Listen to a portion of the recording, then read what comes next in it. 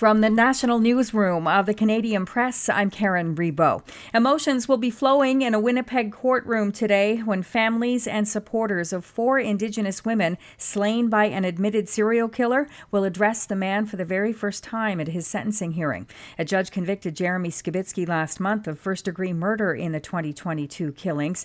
The women's remains he left in garbage bins. Canadian Press reporter Brittany Hobson explains what we can expect from today's hearing. Normally, sentencing hearings don't always happen in these types of cases because it is an automatic life sentence. But the judge, or at least the Crown, said that the judge felt it was an important case and an important moment, and felt that the families needed their moment to address Skibitsky. The 37-year-old admitted to the killings, but his lawyers argued unsuccessfully that he should be found not criminally responsible due to mental illness. A murder one conviction carries an automatic life sentence with no chance of parole for 25 years. An Ottawa judge is expected to deliver a verdict this morning in the sexual assault trial for former Vice Admiral Hayden Edmundson. Edmundson was the head of military personnel in 2021 when he was accused of sexually assaulting a woman on board a Navy ship back in 1991. Now, during the 2-week trial in February, the complainant testified that she was 19 at the time and in the Navy's lowest rank, while Edmundson was an officer. She told the court she didn't tell anyone about what happened and only came forward years later.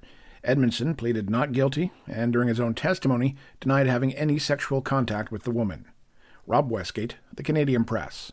It'll be at least October before Assembly of First Nations chiefs get to vote on a landmark child welfare reform deal with the federal government. The group has postponed next month's special assembly in Winnipeg due to concerns about the process and a late translation of the document to French.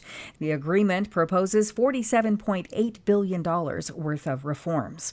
Calgary's mayor is warning taps in the city may run dry and firefighters may encounter empty hydrants if residents don't abide by renewed water restrictions.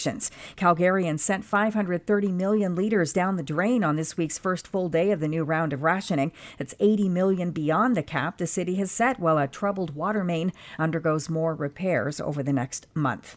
Former U.S. President Donald Trump has been charged in a superseding indictment in the federal election subversion case in Washington.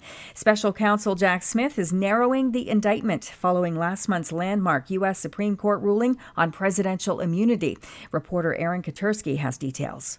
The special counsel is making clear that even though the presidential immunity ruling from the Supreme Court may have curtailed some of the charges, Jack Smith is still moving full steam ahead, believing that the former president was still at the head of this conspiracy. This is the Canadian Press.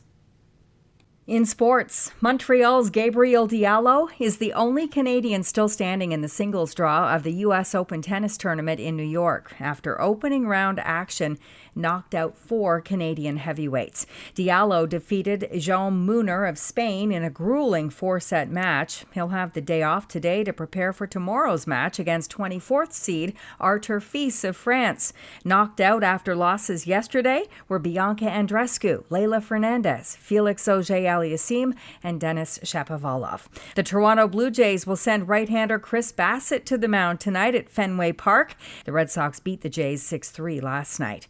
In soccer, Toronto FC will be aiming to win its 9th Voyageurs Cup late next month when it faces the defending champion Vancouver Whitecaps at BC Place. Both Toronto and Vancouver punched their tickets to the final with semi-final wins over CPL sides last night. From the Canadian Press, I'm Karen Rebo.